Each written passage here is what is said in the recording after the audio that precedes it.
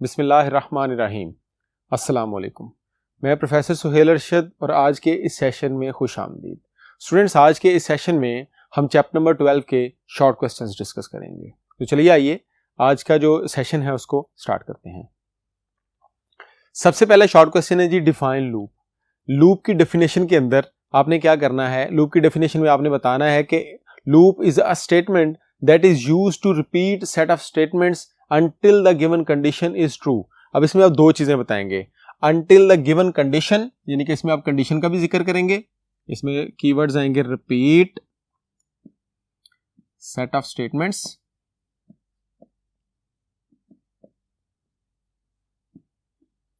उसके बाद until the given condition is true यानी कि इसमें आप कंडीशन का भी बताएंगे कि या तो ये तब तक रिपीट करेगा जब तक कि कंडीशन जो है वो ट्रू रहेगी, और दूसरी चीज आप इसके अंदर ये भी बताएंगे और up to the fix number of times.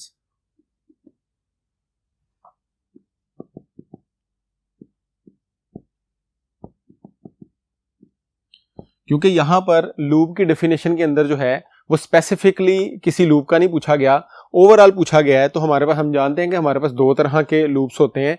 एक लूप ऐसे हैं जो तब तक चलते हैं जब तक कि कंडीशन ट्रू रहती है, और दूसरे लूप तब तक चलते हैं जब तक कि हमारे पास जो हम उसको फिक्स नंबर ऑफ टाइम्स तक जो है वो चलाते हैं। तो यहां पर आप जो है वो दोनों की दोनों जो है वो लिख देंगे, और उसके बाद आप क्या करेंगे, आप इसकी कैटेगरीज भी यहां पर बता देंगे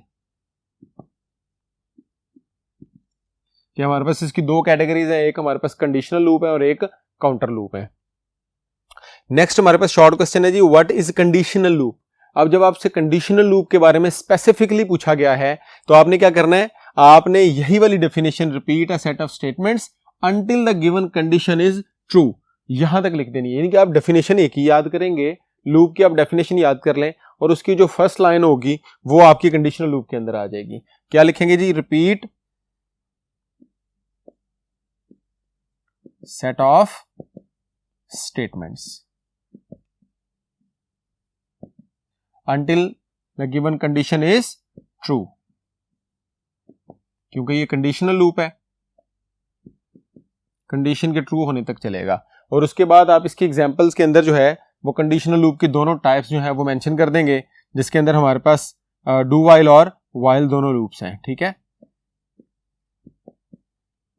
डू वाइल और वाइल ये आप एग्जांपल में मेंशन कर देंगे, तो ये आपका 2 नंबर का सफिशिएंट क्वेश्चन जो है वो बन जाएगा। नेक्स्ट है जी, व्हाट इज वाइल लूप। अब यहां पर वाइल लूप की बात हो रही है। हम जानते हैं कि वाइल हमारे पास जो है वो कंडीशनल लूप भी है। अच्छा, इस पूरे चैप्टर के अंदर मैक्सिमम क्वेश्चंस में आपकी लाइंस जो हैं वो तकरीबन सेम होंगी, यानी कि अगर कंडीशनल के बारे में पूछा जाएगा तब भी वही लिखा जाएगा, अगर आपसे लूप के बारे में पूछा जाएगा तब भी वही लाइन लाजमी आएगी और उसके साथ कुछ एडिशनल लाइंस आएंगी। फिर आपसे जब वाइल के बारे में पूछा जाएगा तब भी आपने यही करना है, वाइल लूप। अब वाइल लूप क्या है, वो कंडीशनल लूप। कंडीशनल लूप पूछा गया तो उसमें आपने वाइल लूप का एग्जांपल मेंशन कर देनी है। अब वाइल लूप पूछा गया तो उसके अंदर आप कंडीशनल लूप का बताएंगे कि वाइल क्या है जी, हमारे पास एक कंडीशनल लूप है,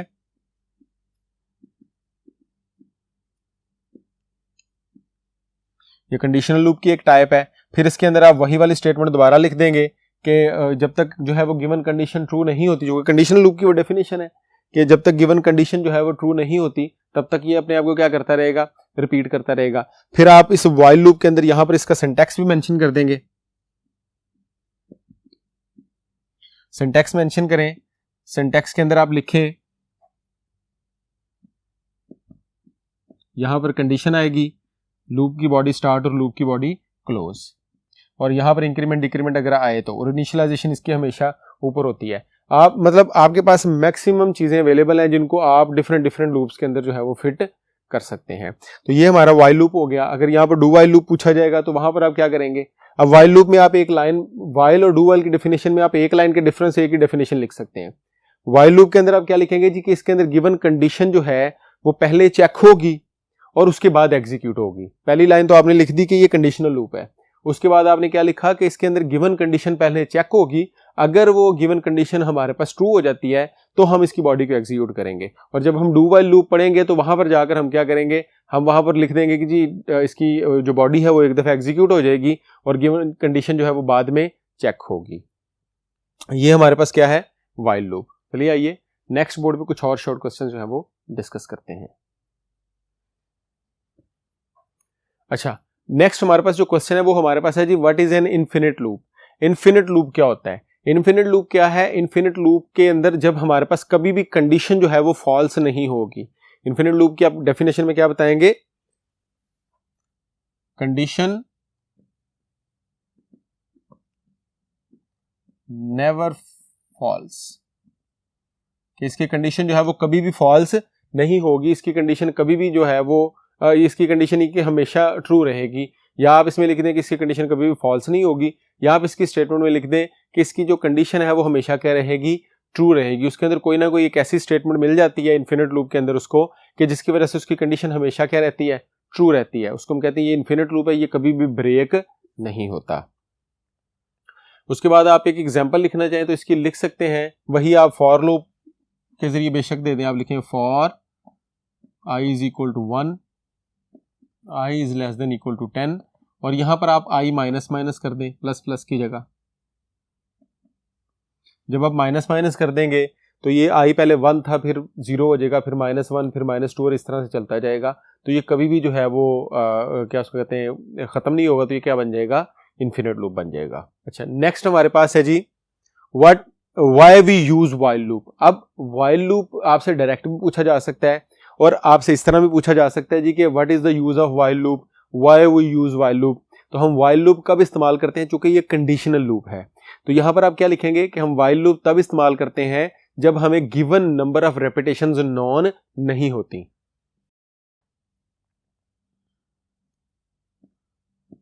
number of iterations are unknown. Given number of iterations या गिवन नंबर ऑफ रेपिटेशंस जो है वो जब नॉन नहीं होती, हमें नहीं पता होती, तब हम क्या यूज करते हैं? तब हम वाइल लूप इस्तेमाल करते हैं। उसके बाद है जी, what is loop control variable. Loop control variable कौन सा होता है?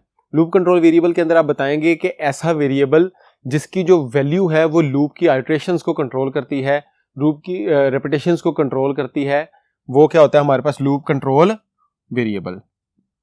Control the repetitions of loop. और वाइल लूप के अंदर हम जानते हैं कि इसको हम इनिशियलाइज करवाते हैं लूप स्टार्ट होने से पहले। फॉर लूप के अंदर हम इसको इनिशियलाइज करवाते हैं उसकी बॉडी के अंदर। आप इसकी एग्जांपल लिखना चाहें तो यहां पर लिख सकते हैं, आप एग्जांपल दे दें।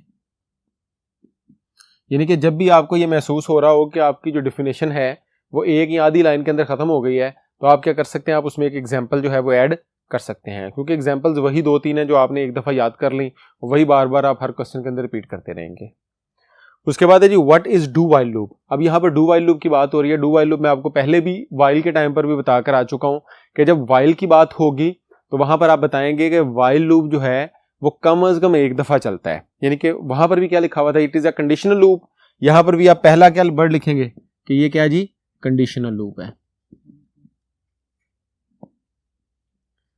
वहां पर क्या था कि आपने वहां पर लिखा था कि जी ये वाइल लूप जो है वो तब चलेगा जब आपकी कंडीशन ट्रू होगी। लेकिन डू वाइल लूप के अंदर क्या लिखेंगे? डू वाइल लूप में आप लिखेंगे कि इसकी जो बॉडी है वो कम से कम एक दफा एग्जीक्यूट होगी। बॉडी एग्जीक्यूट्स एटलीस्ट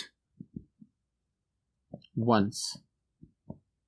और यही वाला जो पॉइंट है, ये अगर आपको वाइल लूप और डू वाइल में डिफरेंस पूछा जाए तो वहां पर भी आप यही वाला पॉइंट मेंशन करेंगे कि उसकी जो बॉडी है वो एग्जीक्यूट नहीं होती जब तक कंडीशन ट्रू नहीं होती, लेकिन डू वाइल लूप की जो बॉडी है वो कम से कम एक दफा एग्जीक्यूट होती है। उसके बाद आप इसका सिंटैक्स दे सकते हैं। आप यहां पर डू लिखें, स्टार्ट करें, ये इसकी बॉडी है, और यहां पर आप वाइल लिखें और यहां पर आप कंडीशन लिखें। तो ये इसका क्या हो गया? सिंटैक्स हो गया। और इसके एंड पे क्या लगेगा? सेमीकोलन लगेगा। ये वाली लाइन भी यहां पर मेंशन की जा सकती है कि वाइल के एंड पे सेमीकोलन नहीं लगता, लेकिन डू वाइल के एंड पे क्या लगता है? हमेशा सेमीकोलन लगता है। अगर उसके एंड से सेमीकोलन रिमूव कर दिया जाए तो क्या होगा? यानी कि आपको शॉर्ट क्वेश्चन इस तरह भी पूछा जा सकता है कि अगर वाइल लूप के एंड पे सेमीकोलन लगाया जाए तो क्या होगा? अगर हम वाइल लूप के एंड पे सेमीकोलन लगाएंगे तो लॉजिकल एरर आएगा, और इसी तरह से अगर डू वाइल के एंड से सेमीकोलन रिमूव किया जाए तो क्या होगा, तो डू वाइल लूप के एंड से अगर हम सेमीकोलन को रिमूव करेंगे तो क्या होगा, हमारे पास सिंटैक्स एरर रहेगा। और जब आप इनका डिफरेंस बता रहे होंगे वहां पर भी आप ये वाला पॉइंट जो है वो मेंशन करेंगे। चलिए आइए कुछ मजीद शॉर्ट क्वेश्चन जो है वो नेक्स्ट बोर्ड पे डिस्कस करते हैं। अच्छा जी, नेक्स्ट हमारे पास है counter loop. What is counter loop? Counter loop क्या होता है? काउंटर लूप के अंदर हम बताएंगे कि यहां पर हमें नंबर ऑफ आइट्रेशंस जो है वो एग्जैक्टली नॉन होती हैं। Number of iterations are known. हमें यहां पे नंबर ऑफ आइट्रेशंस जो हैं वो पहले से पता होती हैं। इसी तरह एक तो ये तरीका है कि आपसे काउंटर लूप या कंडीशनल लूप अलग पूछ लिया जाए, और एक तरीका है कि आपसे क्वेश्चन पूछा जाए what is the difference between counter and conditional loop. तो वहां पर आप बताएंगे कि काउंटर लूप के अंदर हमें नंबर ऑफ आइट्रेशंस जो है वो ऑलरेडी नॉन होती हैं, जबकि कंडीशनल लूप के अंदर हमें number of iterations already non नहीं होती, वहां पर हमें नंबर ऑफ आइट्रेशंस का पता नहीं होता। और फिर काउंटर लूप के आप एक एग्जांपल दे देंगे। काउंटर लूप कौन सा है जी हमारे पास? काउंटर लूप हमारे पास है फॉर लूप। अब फॉर का यहां पर सिंटैक्स लिख दे बेशक, 2 सेमीकोलन आते हैं इसके अंदर।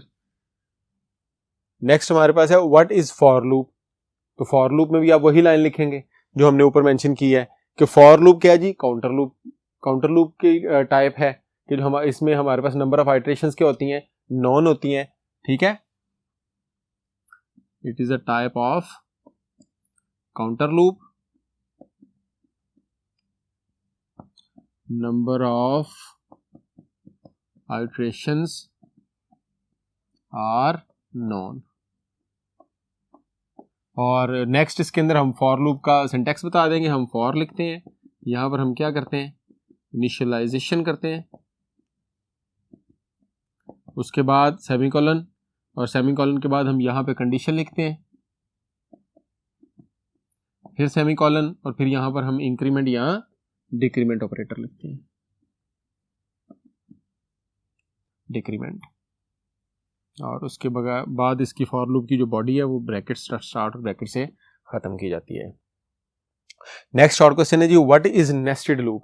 अब नेस्टेड के बारे में बात हो रही है। नेस्टेड की जब भी बात होगी तो loop with in another loop is called nested loop.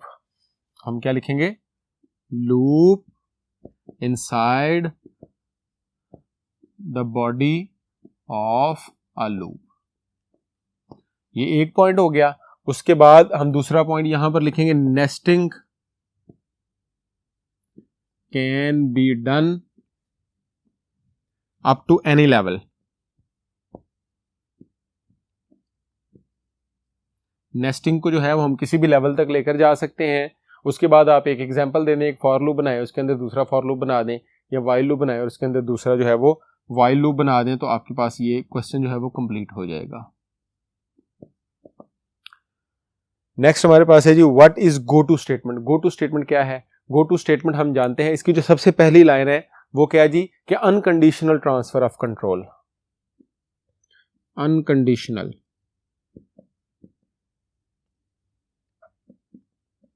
Transfer of control. आगे यहीं पे आप बेशक मेंशन कर दें टू लेबल, या यहीं पे मेंशन कर दें, या फिर आप एक अलग लाइन के अंदर मेंशन कर दें कि इसके अंदर एक लेबल यूज होता है, और जहां पर भी हम गो टू स्टेटमेंट यूज करते हैं वो उस लेबल पर जो है वो हमारा कंट्रोल क्या कर देती है, ट्रांसफर कर देती है। उसके बाद आप इसकी एक एग्जांपल लिख दें, सिंपल एग्जांपल भी, बल्कि या एग्जांपल लिख दें या सिंटैक्स लिख दें, तो काम चल जाएगा हमारा। उसके बाद है जी व्हाट इज एन अरे। अरे क्या होती है? अरे की डेफिनेशन के अंदर आप क्या करेंगे, आप मल्टी वैल्यू वेरिएबल लिखेंगे। कैसा वेरिएबल है ये? इस तरह की मेमोरी लोकेशन है जो कंटीजियस होती है, जिसके अंदर हम एक से ज्यादा वैल्यूज को जो है इसके अंदर स्टोर कर सकते हैं। इसको हम क्या कहते हैं, ये क्या है, अरे है। इसकी टाइप्स लिख दें, ये सिंगल डायमेंशनल भी हो सकती है, मल्टी डायमेंशनल भी हो सकती है। अगर ये लाइन को आप मिस भी करेंगे तब भी खैर है।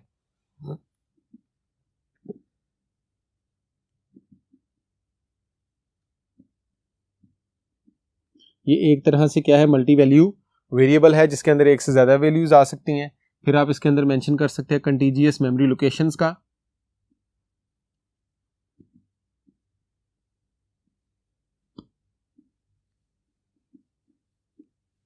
और उसके बाद अगर टाइप्स बताना चाहें तो यहाँ पर आप बता दें, वरना आप इस अरे का सिंटैक्स बताएं कि इसको डिक्लेयर किस तरह से किया जाता है।